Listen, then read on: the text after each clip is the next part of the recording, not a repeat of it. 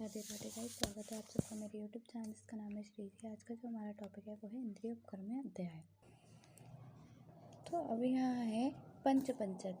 यहाँ पे स्वस्थ वृत्त चतुष्क का उपसंहार करने के बाद अस्वास्थ्य के मूल कारण आत्म से इंद्रिय संयोग की व्याख्या आवश्यक है, जिनके इंद्रिय तथा इंद्रियार्थ तथा वस्तु है। ये बताने के लिए पहले ये जानना आवश्यक है कि आहार, आचार तथा चेष्टाएं इंद्रियों के अधीन है, अतः सर्वप्रथम इंद्रिय संबंधी ज्ञान करना आवश्यक है।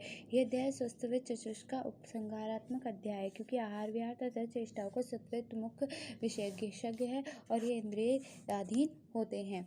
पंचक क्या होता है? यह खलु पंच इंद्रियाणाम पंच द्रव्याणि पंच अधिष्ठानानि पंच अधिष्ठान अर्थ पंचेंद्रिय बुद्धिया भवन्ति इति उच्यता।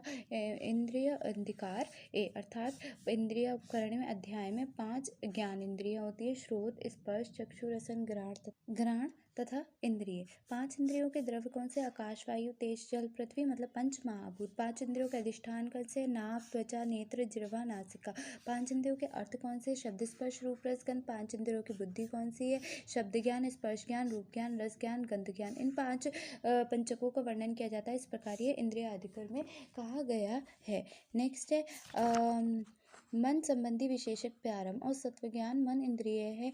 इसे सब लोग चेतहा कहते हैं, मतलब चेतना कहते हैं। इस मन का व्यवहार अपने सुख दुख आदि विषयों की संपत्ति श्रेष्ठताओं के अधीन है तथा यह मन सभी इंद्रियों की चेष्टाओं का प्रधान कारण है। ठीक है, मन के एक और अनेक नहीं है, ये भी इंपॉर्टेंट है।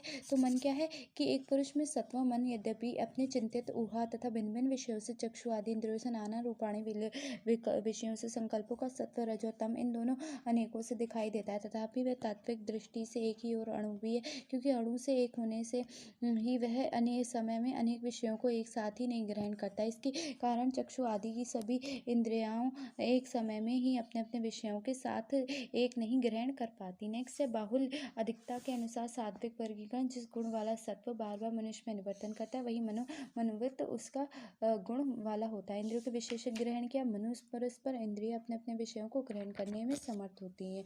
पंच ज्ञान इंद्रिय, तो ज्ञान इंद्रिय तत्र चक्षु ज्ञान इंद्रिय पूछी जाएंगी तो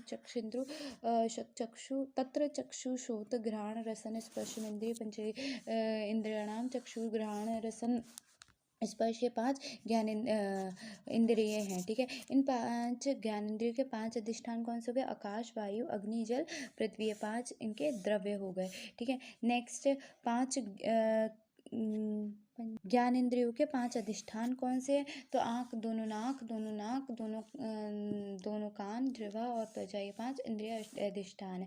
5 इंद्रियों के 5 अर्थ कौन कौन से? पंचेंद्रिय, शब्द, स्पर्श, रूप, रस, गंध है। ठीक है, उसके बाद 5 इंद्रियों के 5 ज्ञान इंद्रियों के 5 बुद्धि कौन सी है? तो पक्षु बुद्धि, चक्षु बुद्धि आदि पंचभेद बुद्धि। ये बुद्धियाँ इंद्रियों के अर्थ मन और आत्मा के सन्निकट संयोग से बनती हैं। बुद्धियाँ क्षणिक और चिरभात्मक भेद से 2 प्रकार की होती है। इन्हें पंचक का निर्देश किया गया है। तो यहाँ पे क्या बताया? 5 इंद्रिय, 5 इंद्रियों के द्रव्य, 5 इंद्रियों का अधिष्ठान, 5 इंद्रिय अर्थ और 5 इंद्रिय की बुद्धि। नेक्स्ट है यहाँ पे मन के अति योग आदि इंपॉर्टेंट है, पूछा जाता है। मनस्तु चित्तज्ञ तत्र मन मनोबुद्धि एवं समाप्ति अहीन योग मिथ्या प्रकृति विकृति हेतु भवंती।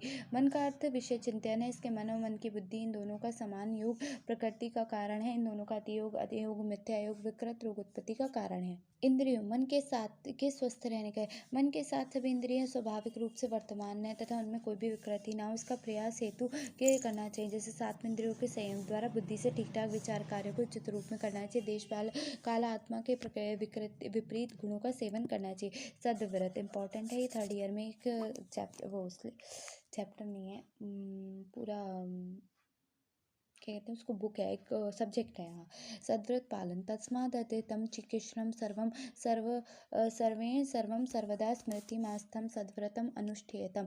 इसलिए अपना कल्याण चाहने वाले मनुष्य को सर्वदा अपनी स्मरण शक्ति में जागरूक रखते हुए सद्व्रतों का पालन करना चाहिए। सद्व्रत क्या है? तो सद्व्रत वो होता है जो हम रोज़ रेगुलरली करते हैं, जैसे गौ देवता, ब्राह्मण, गुरु, व्रत आदि इनकी पूजा करना, अग्नि की और उष्ण औषधियों को धारण करना। ठीक है, इन पक्ष में 3 3 बार केश दाढ़ी मतलब हफ्ते में 3 बार दाढ़ी वगैरह नाखूनों का काटना, प्रतिकूल स्वस्थ रहना, फटे वस्त्रों से दूर, मतलब जो नॉर्मली होना चाहिए वो जो काम करते हैं वो सदव्रत कहलाता है। ठीक है, कोई नियमों का पालन करना सदव्रत कहलाता है। ठीक है, रत्नों का धारण करना, ठीक है, या फिर किस प्रकार का भोजन करो ये भी सदव्रत में आता है। ठीक है, मलत्याग कहाँ नहीं करना चाहिए, ये सब चीज़ें सदव्रत में आती हैं। ठीक है, इसमें और कुछ तो इम्पोर्टेंट नहीं है, सदव्रत का ही वर्णन किया गया है बस, और कुछ नहीं है, बस इतना ही काफ़ी है। ठीक है, इसमें और इतना इम्पोर्टेंट नहीं है, जो इम्पोर्टेंट था वो मैं पंचक ही था वो हो चुका है। ठीक है, तो थैंक यू, ये भी ख़त्म हो गया।